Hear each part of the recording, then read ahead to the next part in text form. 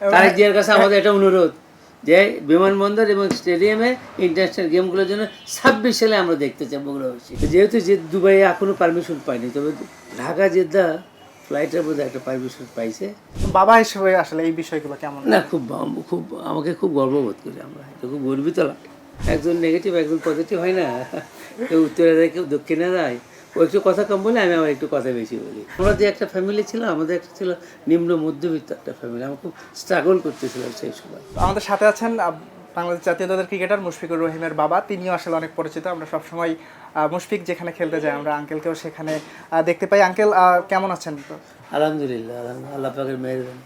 মুশফিক ভাই তো আমরা সম্প্রতি জানি যে তিনি উমরা করতে সৌদি আরবে গেছেন এবং সেখানে একটা আটকে গেছেন। তিনি সবশেষ আপডেটটা যদি আমাদেরকে একটু জানাতেন।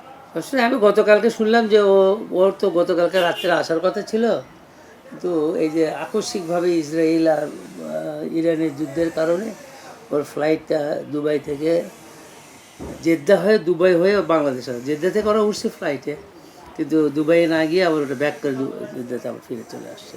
এবং তারপরে ওরা এমিরেটসের হোটেলে ওদেরকে নিয়ে রাখছে, সেখানেই আসে আপাতত। এবং সর্বশেষ খবর এই আধা ঘন্টা আগে আমি যেটা মেসেজ পেয়েছি সেটা হলো বিসিবির যে সিও আছেন উনি রিং করছিলেন, আমি যখন জানালায় ছিলাম আর কি। পরে ওনার সঙ্গে আমার যোগাযোগ হলো, উনি বললেন যে আগামীকালকে সকাল 7:30-8টার মধ্যে ওরা নামবে আর কি। উনি আর ডিটেলস কিছু বললো না। পরে আমি ওর সঙ্গে যোগাযোগ করলাম, তো ও যেটা বললো সেটা হলো যে ওখানকার হাই কমিশনার ও তো এমিরেটসের প্যাসেঞ্জার ছিল। এমিরেটসের যে রিটার্ন টিকিট সেটা জেদ্দা দুবাই ঢাকা। যেহেতু দুবাই এখনও পারমিশন পাইনি, তবে ঢাকা জেদ্দা ফ্লাইটের মধ্যে একটা পারমিশন পাইছে। এবং বাংলাদেশ থেকে ফ্লাইট একটা বাংলাদেশ যাবে বিমান, ওইটাতে ও রিটার্ন করবে আগামীকাল সকালে, এরকম আমাকে বললো। তো বলছে যে এটা এখন বাংলাদেশ থেকে বিমান গেলে তাহলে নিশ্চিত আমরা যেতে পারবো।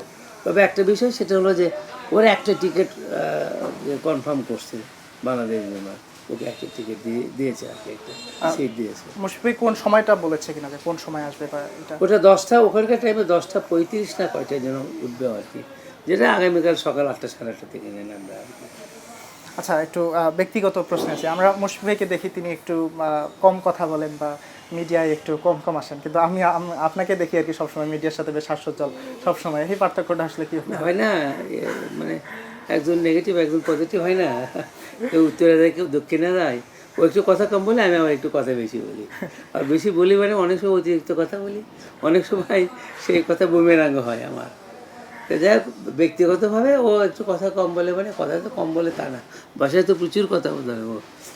হ্যাঁ, ও একটু ইমোশনাল, এটাই আর কি। ছোটবেলা থেকে আসলে ইচ্ছাটা কার বেশি ছিল ক্রিকেটার হওয়ার? খেলাধুলার ব্যাপারে আমরা যে একটা ফ্যামিলি ছিল, আমাদের একটা ছিল নিম্ন মধ্যবিত্ত একটা ফ্যামিলি। আমরা খুব স্ট্রাগল করতেছিলাম সেই সময়, ব্যবসা বাণিজ্য সব কিছু নিয়ে। আমি ওই পড়াশোনার খোঁজখবরই রাখতে পারতাম না, আমার ভাইরা রাখতো পড়াশোনা। ও জেলা স্কুলে পড়তে পড়তে ওর খেলার প্রতি কেমন যেন একটু না ঝোঁক। তো ওই বিকেএসপিতে যখন অ্যাড দেয়, আমার ছোটো ভাই নিয়ে গেছিলো, সেদিন নিয়ে যাও, ওইখানে সে ট্রায়াল দিয়ে চান্স পেয়ে গেছে। এটাতে মানে আপনি কতটা সহযোগিতা করেছেন? আমার কিছু সহযোগিতা করে। আর ওটা মুশফিক হয়ে ওঠা, সেলফ মুশফিক হয়ে উঠেছে। এটা আমাদের বাড়ির থেকে অনেক সময় বাবা মা, আমরা দেখি সব টেলিভিশনে দেখা যায়, বাবা মায়ের সাক্ষাৎকার দেখা যায়, সকালবেলা ছেলেকে নিয়ে টিফিনকে নিয়ে মাঠে বসে আছে, সারাদিন খেলতেছে, মা বাবা খাচ্ছে ওখানে সব। এগুলো না আমরা কোনো কিছুই করি নাই, আমরা জাস্ট বিকেএসপিতে ভর্তি করাই দিয়েছি, আমাদের ডিউটি শেষ। তারপরে আমি প্রতি মাসে প্যারেড দিয়ে হতো, আমি যেতাম, ওর সঙ্গে দেখা হতো, মা খাবার দিত, খাবার নিতে খাইতে চলে যেত, আবার চলে আসতো। এইটা ছিল নর্মাল ডিউটি। ওখানে যে আমি কোনোদিনও কোনো টিচার বা কোনো কোচ ওর ব্যাপারে যে কোনো অভিযোগ বা অনুযোগ আমাকে করেনি, এটা আমি কোনোদিনও পাইনি।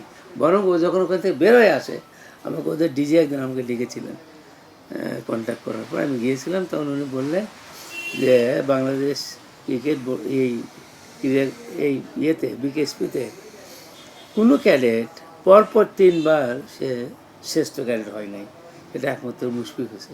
তারপরে প্রতি বছরই ক্যাডেটদের জন্য টেস্ট দিয়ে থাকি। তা আমরা এবার ঠিক করছি ওরা আমরা কিছু সম্মানই দেবো, এটা আমরা ঠিক করছি 10,000 টাকা দেবো, আপনি যদি নেন আপনার হাতে আমরা দিতে পারবো, এবার দেন। নিয়ে চলে আসছে।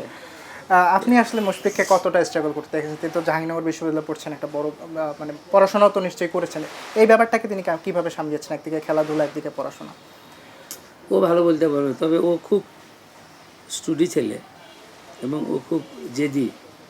যেটাতে লেগে থাকছে সেটা শেষ না হওয়া পর্যন্ত ছাড়ে না ওটাকে আর কি। ও খেলাধুলার সঙ্গে সঙ্গে পড়াশোনাটাকে ও সমান তালে চালিয়ে গেছে।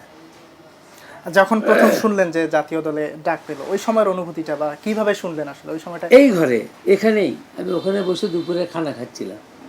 আমার তখন অফিস রুম ছিল ওই পাশে। সেই সময় খন্দকার জামিল সাহেব আমাকে একটা রিং দিলেন। আমি সচরাচর খন্দকার জামিল সাহেবের টেলিফোন খুব কম পাইছি, বিশেষ কোনো কারণ ছাড়া টেলিফোন। উনি তখন ছিলেন এস গ্রুপের, ডেভেলপমেন্ট গ্রুপের হলো ভাইস চেয়ারম্যান, আর কোকো সাহেব ছিলেন তখন চেয়ারম্যান।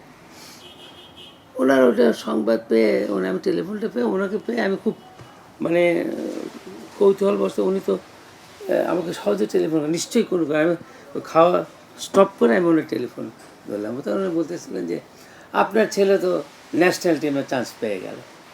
আমি শুনে তখন আমি না ভাত খেতে পারি না আমি ওনার সঙ্গে কথা বলতে, মানে আমার একেবারে বাক রুদ্ধ হয়ে গেছিলো সেই সময়। আমি কয়েক মিনিট ওনার সঙ্গে কথাই বলতে পারিনি।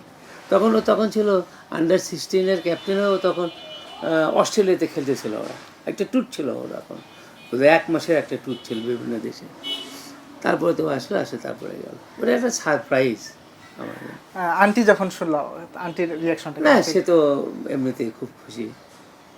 শোনার পরে খুব খুশি। ও তো খেলা নিয়ে অতটা ভালো বোঝে না, এখন খুব মোটামুটি একটু ভালো বোঝে আর কি। আন্টির শরীর এখন কেমন আছে? আছে, আলহামদুলিল্লাহ ভালো। এই যে আপনি সবসময় মুশফিক ভাইয়ের খেলা দেখার জন্য সব মাঠেই ছুটে যান, এই এনার্জিটা কোথা থেকে পান আসলে? আমি গতকালকে একজনের সঙ্গে কার সঙ্গে যেন ইন্টারভিউ বললাম তাই আর কি, যে আমি এখন খেলাটাকে যেভাবে এনজয় করতাম এই গত কয়েক বছর ধরে, এটা যদি আমি আগে একটু বুঝতাম, তাহলে 2006 সালে ও ইংল্যান্ডে পৌঁছার আগে আমি ইংল্যান্ডে পৌঁছতাম খেলা দেখা। তখন তো আর জানি না ওর ওখানে খেলা, ও ডেবু হবে। ও তো গেছে এক্সট্রা খেলোয়াড় হিসেবে, ব্যাকআপ প্লেয়ার হিসেবে গেছে। সেখানে তো ওই যে সাহেবের সঙ্গে প্র্যাকটিস ম্যাচে 115 করছিল, নট আউট। ওটাতে ধরেন ব্রিটিশ মিডিয়া এবং হোয়াইট মোর সবাই মিলে এমন একটা প্রেশারে পড়ে গেছিলো ওরে না খেলালেই নয়। তো সেইখানে তো ও তো একটা চান্স পাইছিল, সে খেলছে সেইটাতে। মুশফিক ভাই আসলে ছোটবেলায় কেমন দুষ্টু ছিলেন নাকি খুবই শান্ত স্বভাবের? খুব ভালো খেলছে, খুব গোছালো ছিল, দুষ্ট ছিল না। সে পরিবার এবং গ্রামের সবার সাথে কিরকম মেশে বা কেমন? পরিবারে গ্রামে তো ধর পরিবারের সঙ্গে মেলামেশা করছে, আর গ্রামের তো ওর বন্ধু বান্ধব খুব যে একটা বেশি তা কিন্তু না, কারণ ক্লাস 7-এ উঠছে জেলা স্কুলে, সেখান থেকে সে চলে গেছে বিকেএসপিতে। গ্রামের বন্ধু বান্ধব তো পাইনি। ওর যা পাইছে ও জেলা স্কুলের বন্ধু বান্ধব, যেটা ওর এখনও আছে। আসলে ও ইয়ে করে এখানে বন্ধু বান্ধব নিয়ে খেলাধুলা না খাওয়া দাওয়া। টেস্টে যখন প্রথম 200 রান করলেন, ওই মুহূর্তটা কেমন ছিল আসলে? ওটা ছিল কলম্বো গলে তো। হ্যাঁ। আমরা তারপরেই কলম্বোতে গেছি। আমি কি আর জানি যে টেস্টে 200 করবে? টেস্টই খেলা দেখতে যেতাম। তখন টেস্ট খেলাটাকে আমার কাছে খুব একটা বেশি আকর্ষণ করতে না, তখন তো ওয়ান ডে হলো বেস্ট খেলা। আমরা গেছি ঠিক তার পরপরই। এবং তখন শ্রীলঙ্কাতে আমরা একটা স্কুটারে ভাড়া দিতে নিলই না আমরা, না তোমরা মুশফিকের বাবা, তোমার কাছে তো ভাড়াই নিতে পারি না। মুশফিক আমার ফেভারিট, জানো ও গত সপ্তাহে 200 করছে, মানে ও আমাদেরকে শোনাচ্ছে যে ও গত সপ্তাহে 200 করছে। বাবা হিসেবে আসলে এই বিষয়গুলো কেমন? না, খুব আমাকে খুব গর্ববোধ করি আমরা, এটা খুব গর্বিত লাগে। এখন তো আমার পরিচয় বদলায় গেছে, মানে মিডিয়ায় সবসময় আপনার মুশফিক ভাইয়ের থেকে তো আপনাকেই বেশি দেখা যায়। আমার পরিচয় হচ্ছে মুশফিকের বাবা। আমার তো একটা পরিচয় আছে তো, আমি একজন ব্যবসা করি, আমি একজন সমাজকর্মী, আমি আগে খেলাধুলা করতাম, ন্যাশনাল টিমে আমি ভলিবল খেলছি, এবং বগুড়াতে যে সোনালী ক্লাব আছে তার আমি এখনও বর্তমানে প্রেসিডেন্ট। তো এত খেলাধুলার মধ্যে আমি থাকি, তারপর সবাই যখন মুশফিকরে এখানে খেলতে আসতো যে এটা তারা ভাইয়ের ছেলে বলতো, তাই সবাই এখন বলে মুশফিকের আব্বা। এটা নিয়ে কি কখনো দুঃখ হয় নাকি? খুব গর্ববোধ হয়, গর্ব হয়, খুব গর্ববোধ হয়। আচ্ছা, আমি এটা খুব মনে করি এটা আল্লাহ পাকের দান। নিশ্চয়ই। আপনার এই ব্যবসা বাণিজ্য সবকিছু মিলে আপনার সময়টা আসলে কেমন কাটে? আমি এখন ব্যবসা খুব কম যাই, কম সময় দিই। এখন অনেকটা ওই মুশফিকের ছোট ভাই আছে, তার আগে আমি ওই পাশে আর একটা দোকান আছে আমার, ওখানে বসাইছি। আস্তে আস্তে ওর উপরে এটা ছেড়ে দিয়ে আমিও ছাড়তে চাই, রিটায়ারমেন্টে যেতে চাই। মুশফিক ভাই তো অনেক দান খয়রাত করে, সবসময় দেখি যে অসহায়দের পাশে তারা। এই বিষয়টা আসলে কিভাবে চালায়? কোনটা? মানে এই বিষয়টা কিভাবে চালায় সে ভাই? না, ওটা ওটা ওর বন্ধু বান্ধব আছে, আর এখানে ওর ক্লোজ বয় ইয়ে আছে, ক্লাস বয়হুড ফ্রেন্ড আছে, ওরা এখানে যেটা করে ওদের মাধ্যমেই করে। খালি শুধুমাত্র আমি বোধহয় ওই করোনার সময় সাকিবের কাছ থেকে বোধহয় 500 ব্যাগ, আর ও দিল 300 ব্যাগ। এইটা আরও একটা কার্ড থেকে দিল, নিয়ে 300 ব্যাগ দিলে এই 1100 ব্যাগ আমি বন্টন করছি আমি ওই আমার পাড়াতে আর কি। আর এমনি এখানে যেগুলো করে আমার বন্ধু বান্ধবীরা করে এটা। মুশফিক রহমানের এমন কোনো স্মৃতি যেগুলো শুনলে যে এখন অনেক হাসি পায় আপনার, বা যেটা এখন ওইভাবে কাউকে বলা হয়নি, এরকম কোনো না না, এমন তেমন কোনো স্মৃতি নেই, তবে এমনি ওই ছোটো মোটো একটু বিষয় আছে, সেটা ওর নানার সঙ্গে করতে বেশি। ওর নানা বাড়িতে গেছে একদিন, তো মশা কামড়াইছে, তো মশা কামড়াইলো কেন, এটা নেই সেই কারণে, সেই সেই ইয়ে আর কি, এইটা এই ধরনেরই ছোটো মোটো একটু। তারপরে রাত্রে 12টার সময় বোধ হয় ব্যাডমিন্টন খেলো। ওর নানা রাত্রে এই মশারিটা এই এই ঘরের ওই কোণা থেকে এখানে একটা ইয়ে মশারি টাঙিয়ে দিয়ে সেটাতে ব্যাডমিন্টন খেলে। ও তখন বয়স 6, 7, 8 এইরকম। আচ্ছা, এবার বিপিএল এ মুশফিকুর রহিম প্রথমে দল পাচ্ছিলেন না, পরে ওই মূল্যেই আসলে রাজশাহী ওয়ারিয়র্স তাকে কিনে নিয়েছে। তো এই বিষয়টা আপনার কাছে কেমন লেগেছে? রাজশাহী ওয়ারিয়র্স প্রতি কোনো কৃতজ্ঞতা বা তাদের কোনো ধন্যবাদ দিতে চান কিনা? কৃতজ্ঞতা কি রাজশাহীকে কি আপনি দিবেন, বা এটা তো কি বলবো, এটা আমি আক্ষেপ মনে করি। মুশফিক মহমদের মতন খেলোয়াড়দের এখনও দল পাই না, পরবর্তীতে রাজশাহী নিয়ে আবার প্রাউড ফিল করে, আবার বলে 1 কোটি টাকা হলেও নিতাম, তো আগে নেয়নি কেন? আসলে মুশফিক কেমন এটা ওরা বুঝছে, মুশফিক কেমন বরিশাল বুঝছে। সেজন্যই প্রাইজ সেরেমনিতে চ্যাম্পিয়ন হওয়ার পর ইকবাল বলে, ইকবাল বলে যে এই ক্রেডিটটা আমি আর 2জনকে দিতে চাই। আমি ঠিক ক্যাপ্টেন, কিন্তু মূল ক্যাপ্টেন হলো মুশফিক। এটা জাতীয় টিমেও জানে ওরা যে মুশফিক ক্যাপ্টেন্সি নিচ্ছে না, নেয় না, নেবেও না। তবে ক্যাপ্টেনের চাইতেও বেশি ইয়ে করে আমাদেরকে সার্ভিস। এবার রাজশাহী ওয়ারিয়র্স চ্যাম্পিয়ন হলো, এইবার মানে এটা ভালো লেগেছে কিনা? না, ভালো তো লাগছেই, ডেফিনেটলি ভালো। আমি লাস্টের দিনে গেছিলাম, আমরা পরিবার মিলে সবাই মিলে উপভোগ করেছি খেলা। ঠিক আছে, ধন্যবাদ আঙ্কেল, আমাদের সময়। আমি আর দেরি করতে পারছি না, আসরের নামাজের সময় হয়ে গেছে। আঙ্কেল, আসরের নামাজ সবার কাছে দোয়া চাই মুশফিকের হায়াতের জন্যে, মুশফিকের সুস্থতার জন্যে, সেই সঙ্গে বাংলাদেশ দলের আগামী দিনগুলো যেন আরও ভালো হয়। আমি শুধু মুশফিকের বাবা নয়, বাংলাদেশ দলের বাবা। আমি দোয়া করি বাংলাদেশের টিম যেন ভালো খেলে, এবং বাংলাদেশ টিমের বেশি বেশি খেলা বগুড়া স্টেডিয়ামে হোক, এটা আমি আশা করি। এই প্রশ্নটা একটু, এই যে বগুড়ায় আমরা আসলে বিসিএল হলো, বেশ ভালো উইকেট এবং অনেক দর্শক আমরা দেখেছি, তো বগুড়ার মতন উইকেট এক মিরপুরের পরে হলো, মিরপুরের চেয়েও ভালো উইকেট হলো বগুড়ার উইকেট।